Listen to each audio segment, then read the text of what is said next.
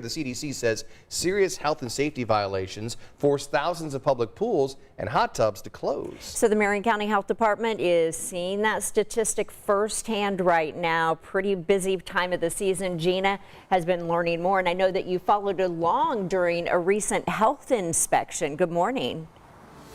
Hey, good morning. Yes, more on that in a second, but I want to start with a statistic. Since 2015, at least 208 outbreaks associated with pools, hot tubs, and water playgrounds were reported to the CDC. Now, that accounts for nearly 4,000 illnesses. So as you mentioned, we followed along with the health department to see what it takes to keep all of these pools safe. Now, the Marion County Health Department inspects more than 900 private and public pools year round. Michael Furness is actually one of the inspectors and says he closes a pool a day, accounting for about 10% of the pools he visits.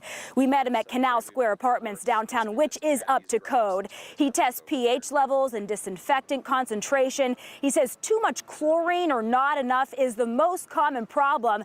And I asked him if, knowing what he knows, whether he'd be comfortable taking a dip on vacation and what to watch for.